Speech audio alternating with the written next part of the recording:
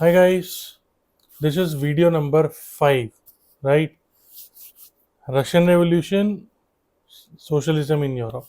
उल्टा है, Socialism in Europe and Russian Revolution, right? Story कहाँ पहुंची? स्टोरी यहाँ पहुंची थी कि रशिया वॉज रूल्ड बाय टीसार, जो किंग था। वहाँ पे ब्लडी संडे हो जाता है, वर्कर्स को मारा जाता है, और उसके बाद वहाँ पे वर्ल्ड वॉर 1 का इम्पैक्ट आ जाता है।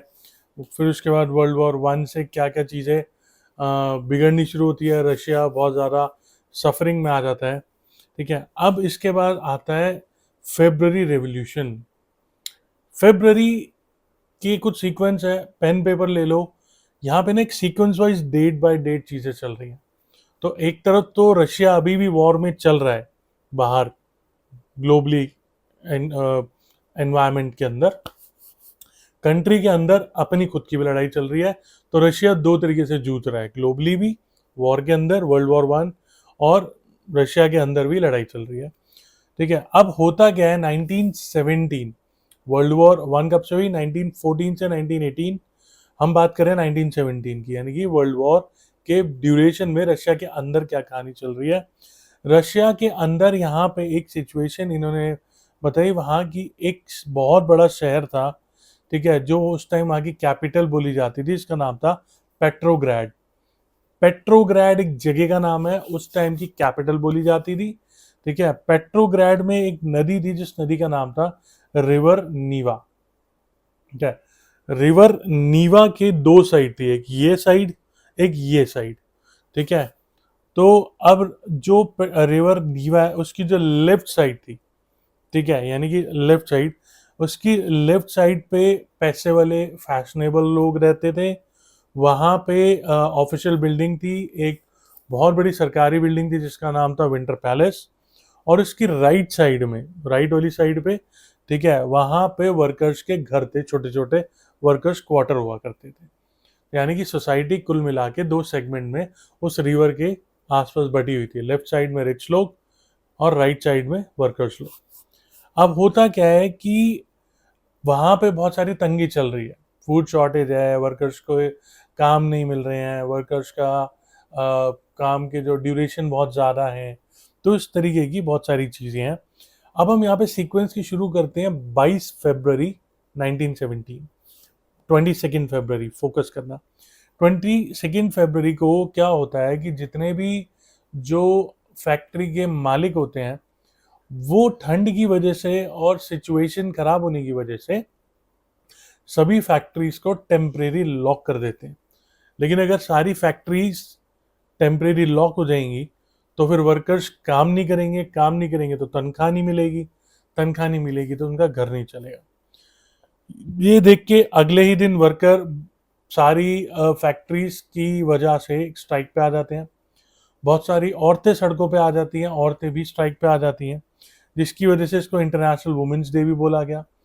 ठीक है, बहुत बड़े लेवल पे स्ट्राइक पर आ गए, डेमोन्स्ट्रेशन बढ़ा, चारों तरफ ये लोग इकट्ठे हो गए। ठीक है, और इन लोगों ने क्या किया, ये जो रिवर थी, रिवर के राइट साइड पे जो वर्कर्स के जो लोग रहते थे, वहां से उठ के लेफ्ट साइड पे आ गए फैशनेबल इलाकों में। वहां पे उन्होंने सारी सरकारी बिल्डिंग्स को कवर कर दिया। ठीक है, विंटर पैलेस को कवर कर दिया, जितनी भी अमीरों के वहां पे बिल्डिंग्स थी, सरकारी बिल्डिंग से सबको अब घेर लिया।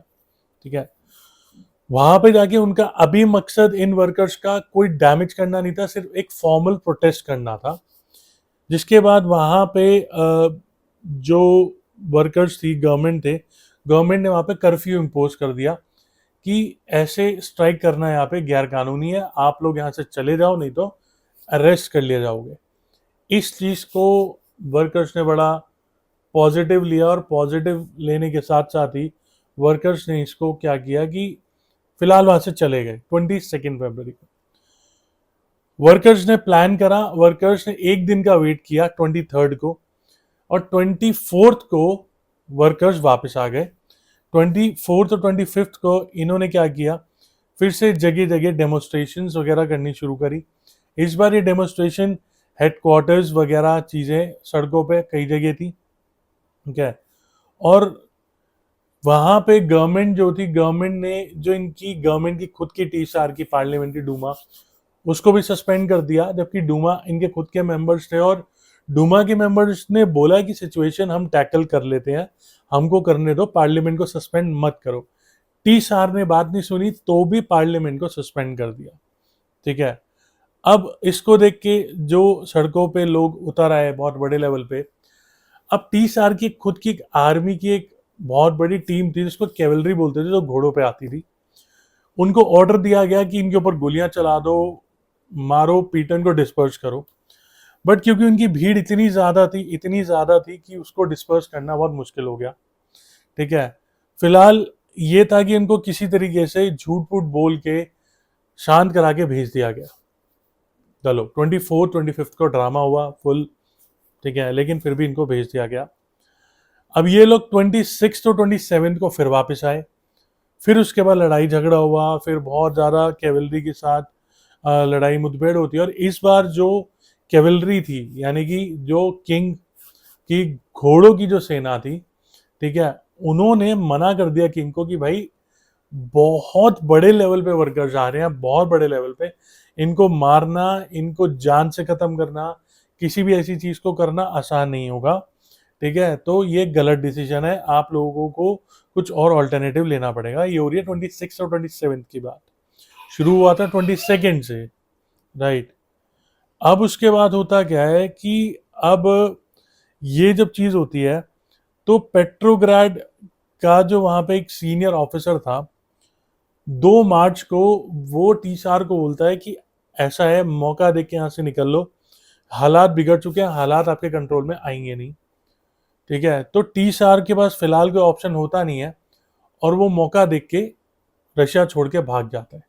तो यानी कि अब जो किंग था, टीएसआर रूलर, वो भाग जाता है 2 मार्च को। 22 फरवरी को प्रॉब्लम शुरू हुई, फिर 24 25, फिर 26 27, फाइनली 2 मार्च को किंग वहां से चला जाता है।